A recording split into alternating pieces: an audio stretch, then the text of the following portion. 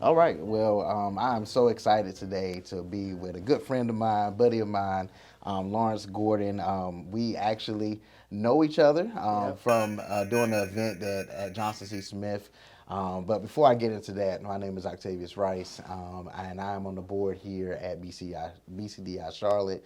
So I'm so honored to be able to be here with you to be able to talk about some of the books and things that you're doing within the community and how you're helping other fathers and other families in this situation. So, Lawrence, if you can just introduce yourself and let the people know who you are. Yeah, my name is Lawrence Gordon, and I'm a volunteer here at BCDI, newly volunteer, super excited about that.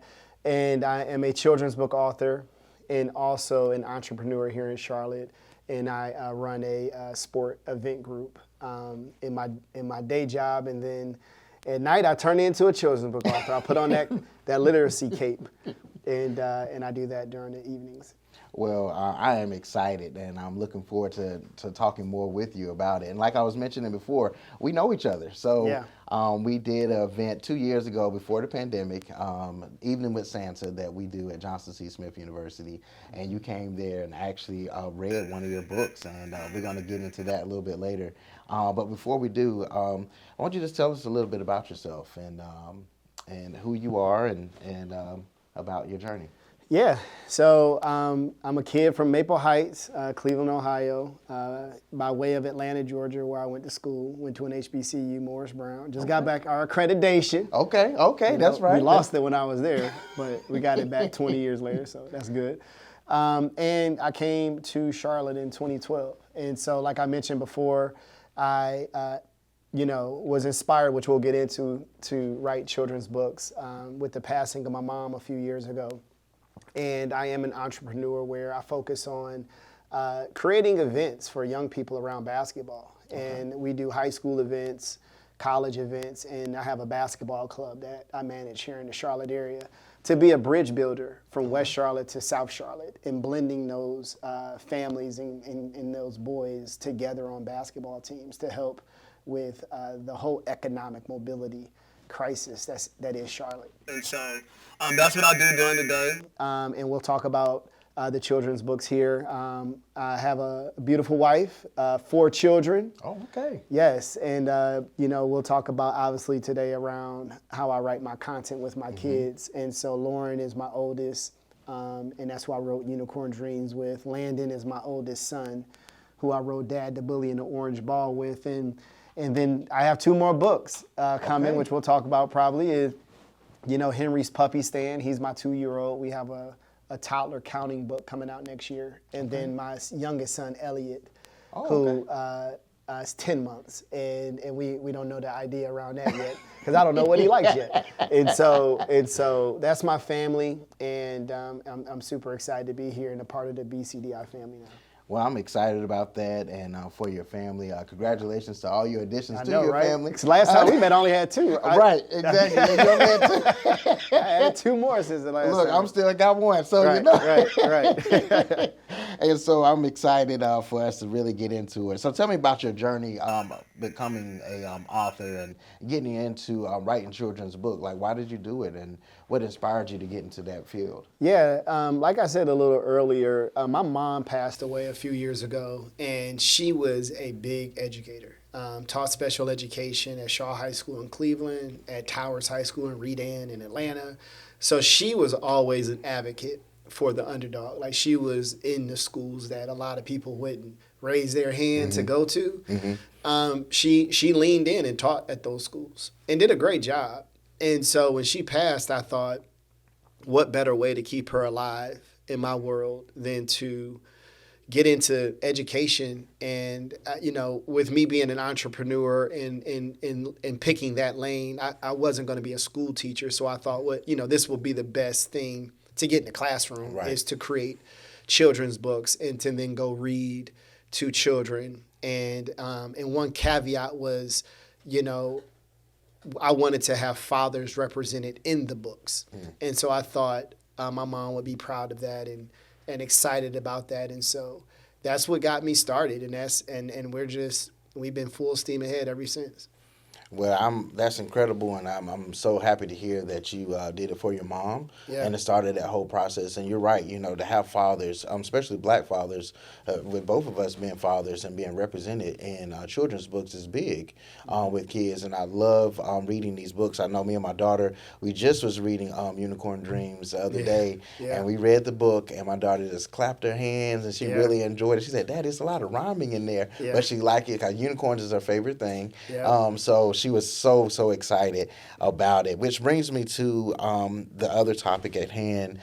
So the National Black Child Development Institute offers programs such as Read to Succeed that lift up the impact of representation in children's literacy.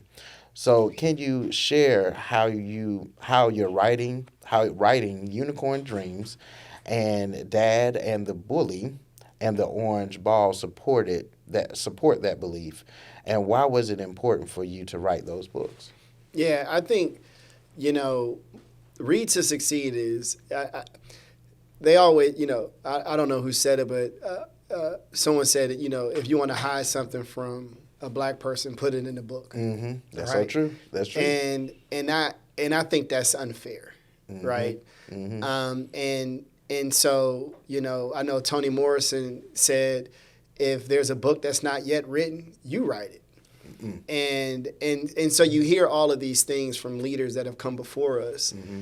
And I took all of that information and thought, well, if we're trying to inspire young women, young girls to dream big and to believe in themselves and to be the best version of themselves Mm-hmm.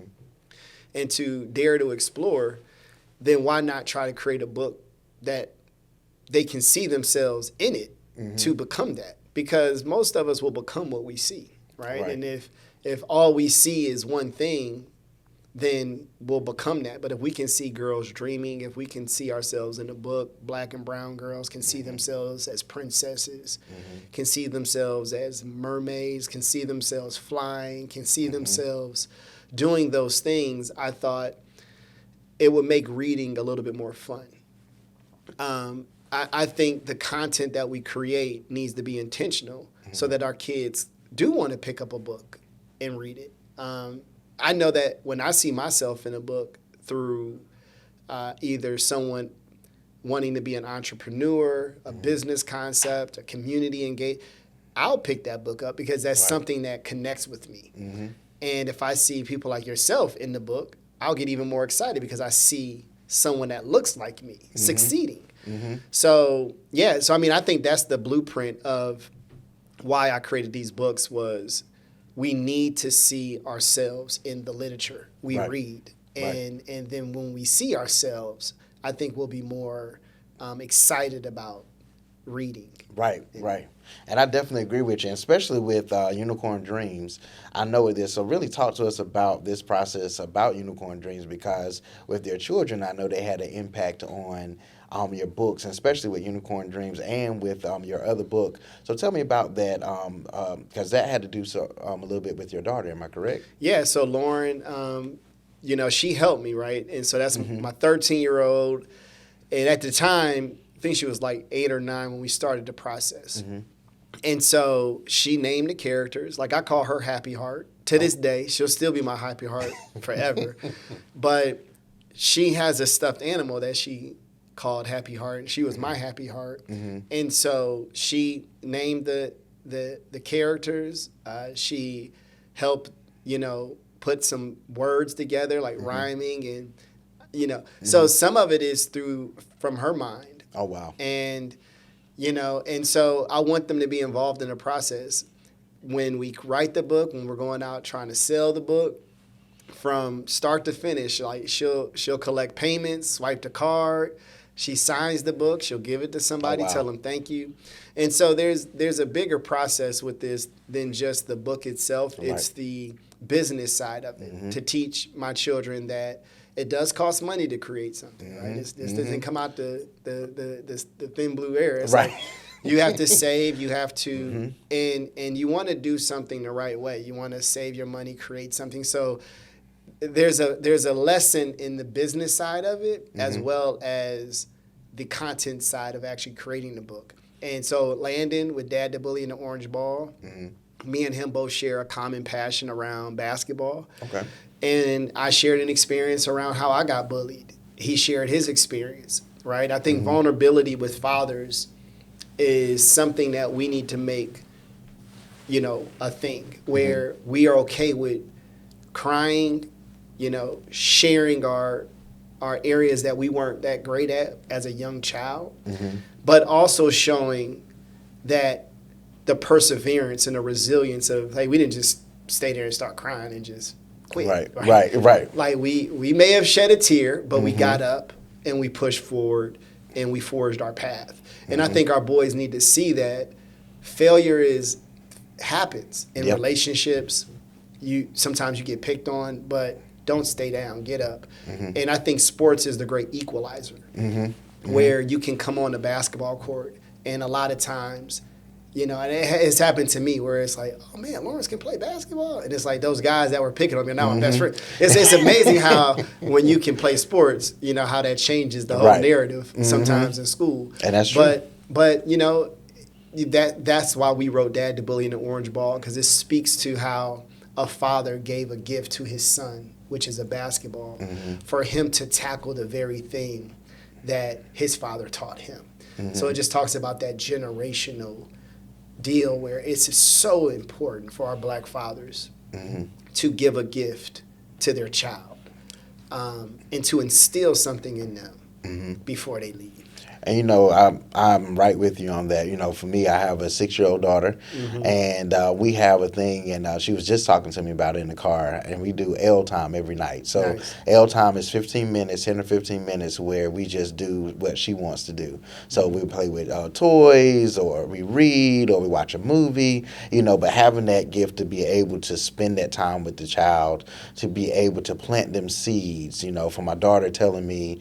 Also, like, Daddy, I want to be like you when I grew up, because I'm very involved in her school and going and being a part of that. And I just went on the trip with her today and, saying that, Daddy, I want to do this. So allowing, our kids to see what we're doing and how we're impacting, it's important for our kids to see that, not just to keep them at home, but allow them to come with us and see us doing different things to be able to impact other people's lives. I think it's definitely important.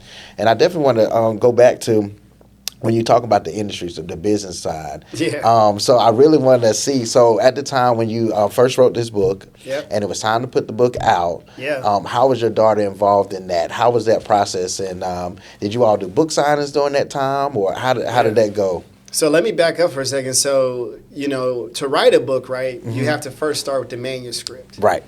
So and this is where a lot of self-published authors. Where the pause comes, because you have to give your work to somebody to proofread. As smart as we think we are, right? Someone needs to edit your work, and a lot of times, we don't want that because they'll critique it. Yep. And it may not be as good as you thought it was, right? It may not flow, right? Because I've never wrote for a child. Like writing for an adult and writing for a child is totally different, right? And so when we started this process, we were writing, but we're writing as if I'm writing to how I would hear it. Right.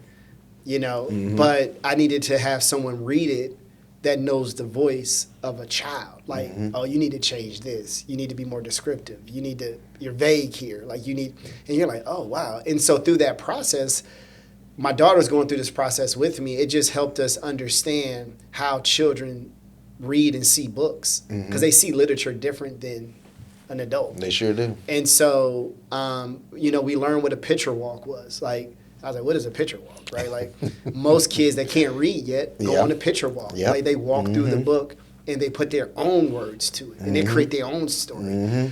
And so I was like, oh, wow. So our pictures need to speak life to them. Exactly. And so we went through that whole process, right? And there was a lot of critiquing. It was a lot of redlining of the book. And then we finally got to the point where we passed that test. And then we had to pitch it to publishing houses to go on that journey with us, which we did. And they picked the book up, and we had to pay for it to get put together and that whole process. And then from there, we started a book club in my community. So. Okay. And you saw me during the pandemic, I right? did. I did during the pandemic. Me and my daughter came Before the on. pandemic started, we were doing a book club in my community where like 20, 30 kids came every Tuesday. They were required to bring a book, and we read it to them. And then when the pandemic hit, we went Facebook Live and Instagram Live, Right. as you know. And we every Tuesday we were on Facebook and Instagram Live in costumes. Like, man, I felt like Blippi or somebody. It was crazy. And so, and we did that for the whole pandemic, right? And that whole time we just hopped on, and the kids were looking forward to it, right? It was like I was a TV show or something, Right. And so we did that, and my kids were right there with me, right? They were right there holding the phone. You know, sometimes they would be in a video with me, and they've been on this journey with me from the curation of the book to us going to book signings. We did our first book signing actually the week before the pandemic hit in March, the first week of March. We were at Park Roads Bookstore doing the book signing, and then the week later, the world kind of changed forever. It was crazy. Yeah. And so we've done book signings since then. Lauren and Landon both signed the book. And they're, that makes them proud, right? And no, it's been an exciting journey so far. It's been good. That's good. That's good. Now, are your children looking forward to writing any more books, or what about that? So obviously I've added 2 more. So Henry and Elliot. So Henry, we have his book done, right? It's Henry's Puppy Stand, and it's a book around counting breeds of dogs. Okay. Right? And so it's a rhyming book. It's pretty cool. But he's on this thing right now where he likes dinosaurs. Okay. So my wife was like, I think we need to go more dinosaurs than puppies. And I'm like, well, okay.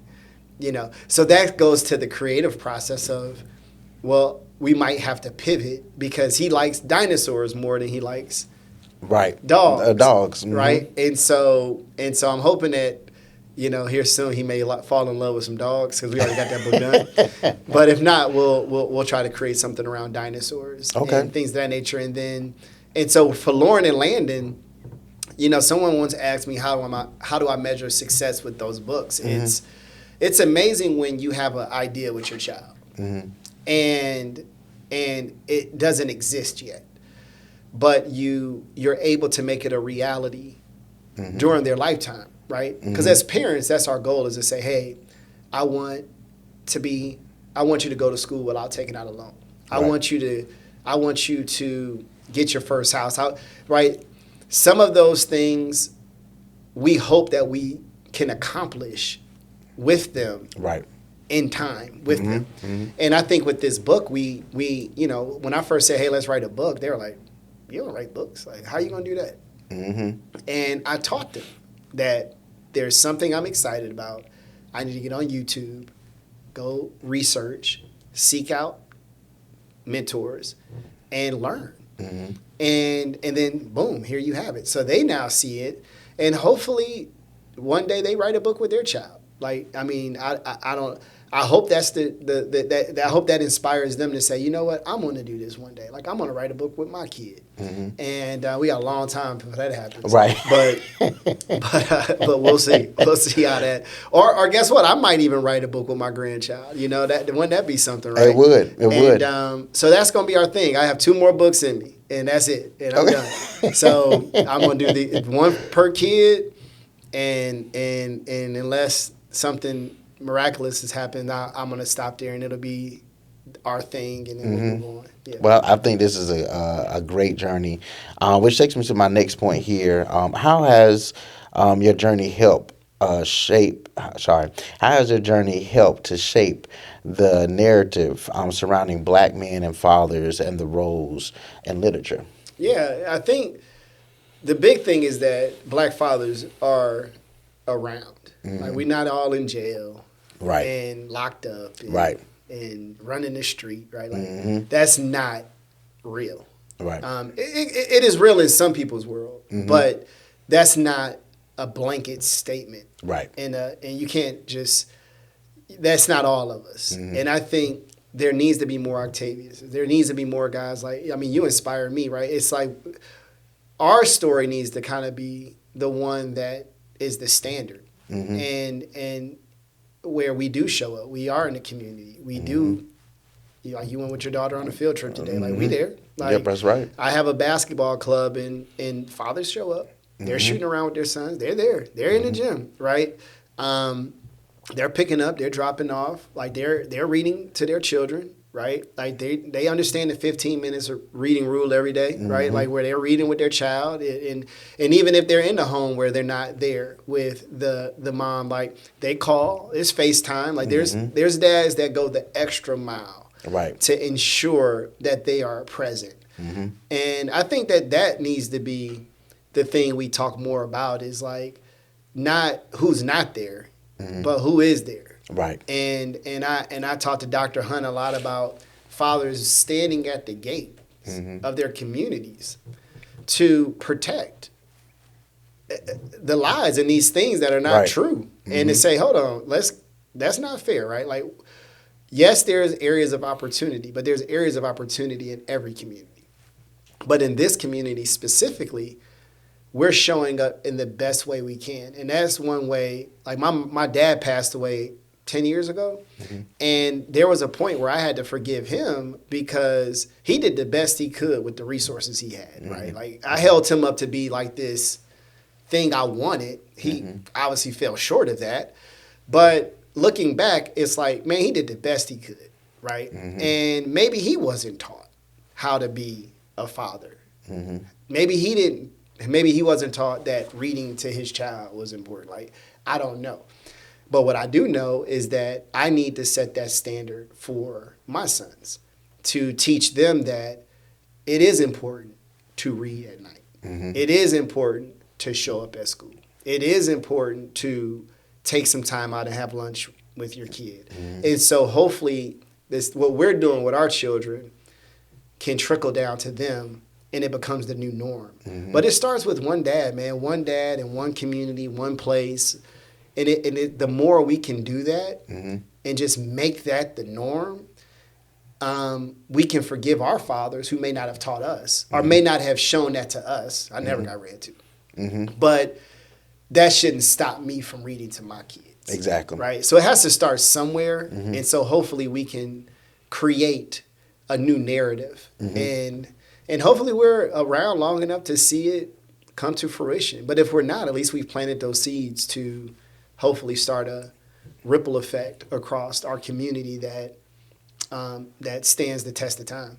Yes, I agree with you on that, because, it is us fathers out there that's really doing something. It is our fathers out there that's really trying to make an impact. I was in the same situation, growing up. I didn't have my father, but I had my grandparents, my grandfather, and my uncles to be able to be there for me, and my mom, so I wanted to change that narrative, as you were just speaking of, to be able to pour into my daughter's life and do everything I can for her to be able to be creative. And she's kind of just like your kids, she's very creative, loves to sing, and loves to do different things and make up different stories. We haven't dived into working on books yet, but I'm pretty sure before too long that she might want to do that, but just having that journey with her and be able to, help her and show her that, you can do positive things. And like I said earlier, her telling me that, Dad, I want to be like you when I grow up. That's powerful. Just to be a girl dad, and that brings me to ask this question about what are some tips that that you would give a dad, especially a dad with a girl. What are some tips that you would give to the dad to be able to pour more into their daughter's life? Listen. I mean, I think that most fathers like to talk. I mean, we talking now, right? And most of us like to hear ourselves talk. And most of us think we the smartest person in the room when we do enter a room. And I think a daughter has a way of disarming all of that, right? Because their gentle voice will disarm you. And it's not that you're weak, right? It just means that you've created a safe place for her to be vulnerable. And that means you have to be vulnerable, right? Right. Because your daughter wants to be you because there's something in you that she sees that she wants to be.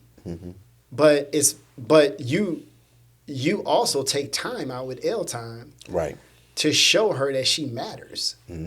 and that you're important. And every little girl wants to be known as they matter.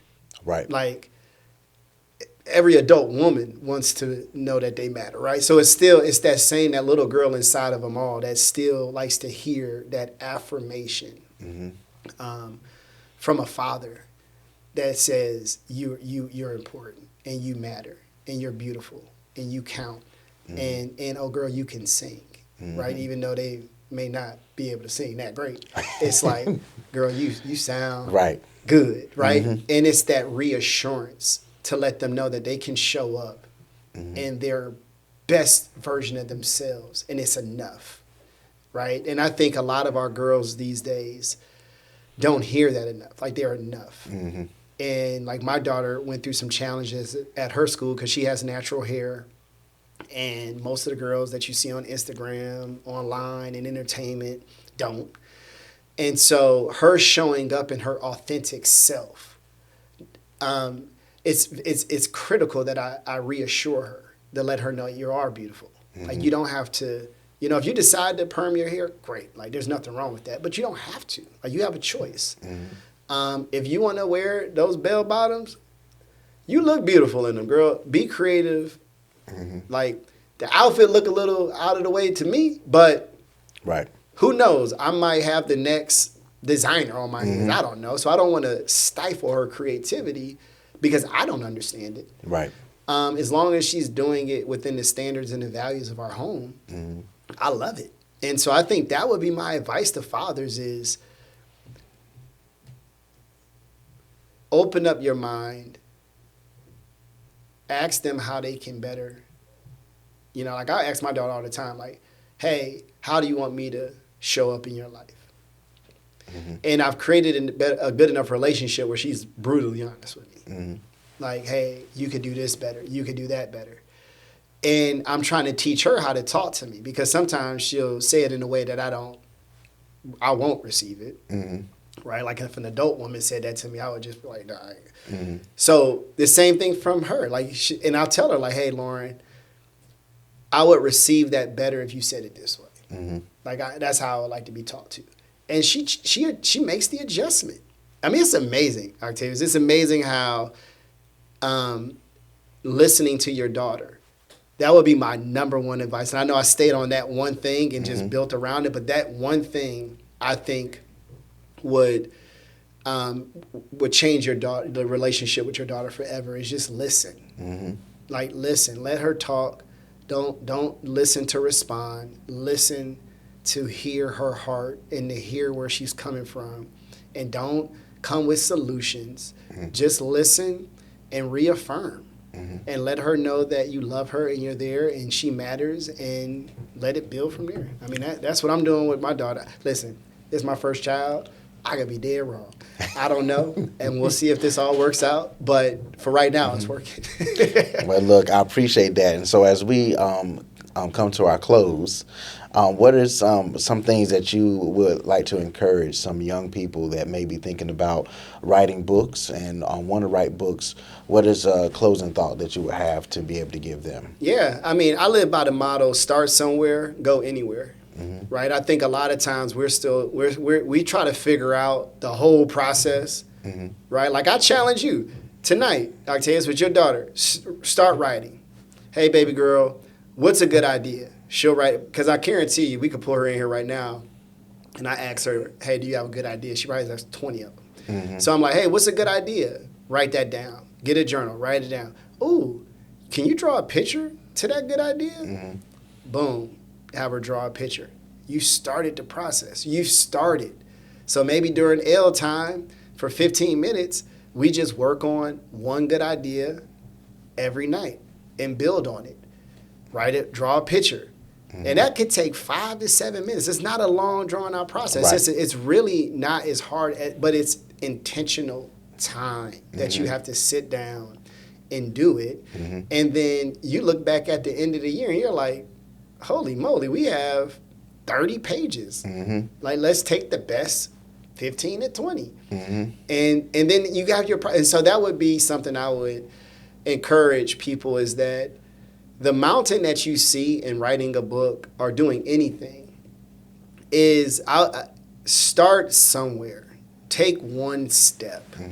Write it down. Make it plain. Like, that is the start. And then don't put a limit on where it goes. Start somewhere. Go anywhere. That anywhere could take you literally anywhere. And you have to be open to that adventure, because that's the beauty of it. The beauty is the adventure, the failures, the ups, the downs, the emotional roller coaster of life. That is the beauty of it. And it doesn't sound fun all the times, but that's when you get to the end and you actually have a finished whatever it is you're doing, you can look back and say, man, I count the cost and I paid the cost. And this is the reward. And so that would be my advice. Start somewhere, go anywhere, and just listen to that voice inside of you and go for it. Well, I accept that challenge, and I appreciate having the time with you today to be able to talk through about some great things that you're doing with your kids and the great books. Look forward to the other books that to write with your other kids. Yeah, thank you for having me. And so I'm happy about that. Thank you so much for coming out and being a part of this with us here at BCDI Charlotte. And we are looking forward to seeing more great things from you. And just thank you for that. No problem. Thank you guys for having me, and I appreciate you. All right.